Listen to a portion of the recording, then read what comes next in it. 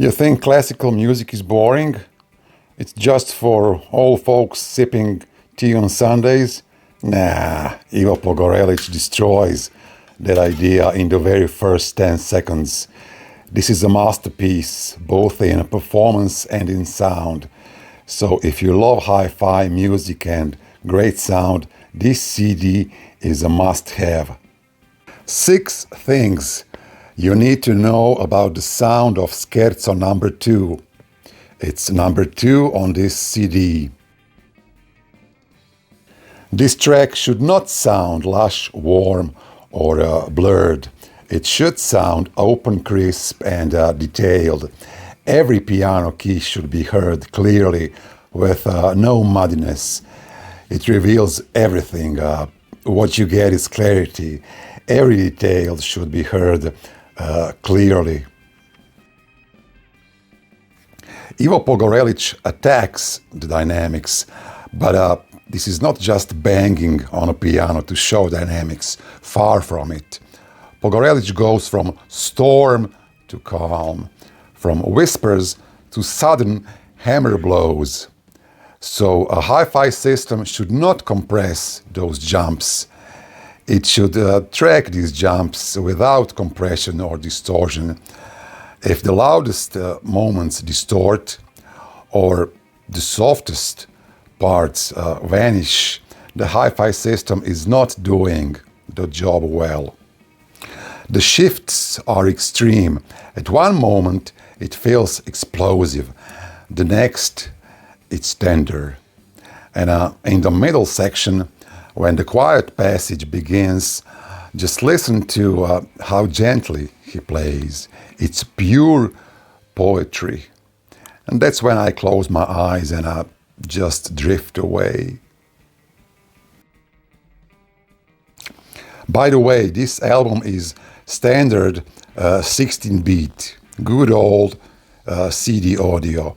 But don't let that fool you. Some people think 16-beat is outdated or not good enough. Really? Come on.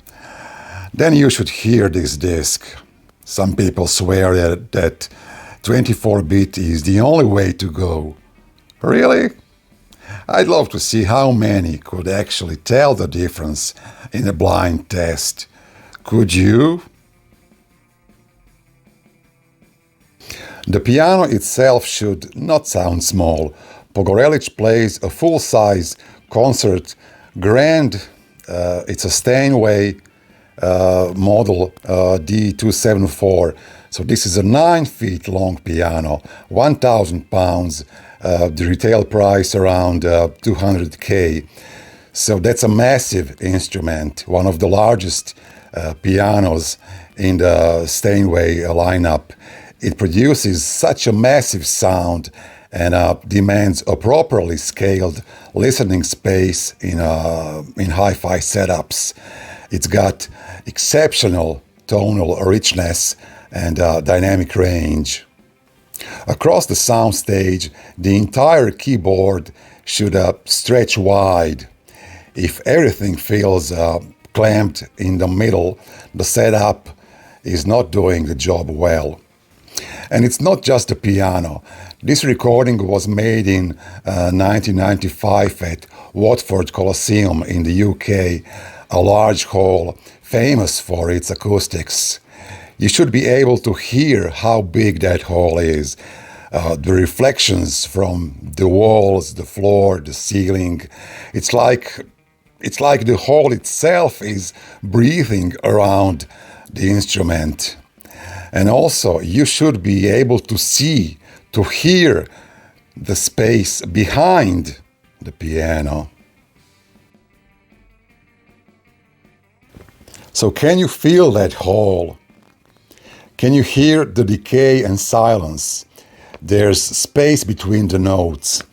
So a good hi-fi system will let that silence hang in the air like tension. The music lives in the silence between the notes. So there's tension in the silence. And Can your system keep up with the speed of his attack? Or does it smear? The fast runs and stabbing notes need a tight response.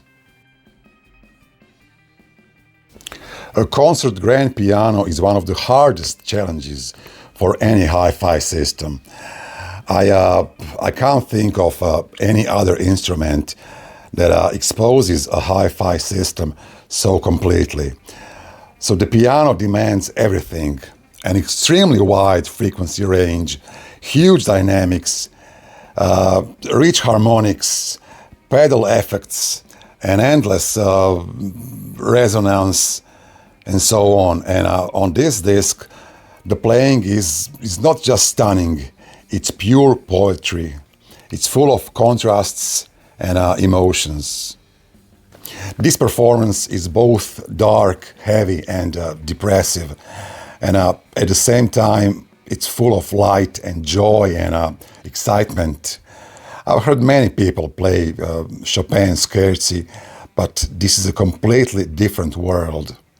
Some say his tempo, dynamics, or expressive choices are too much. I don't. His Scherzi are not just played, they are reinvented, reborn.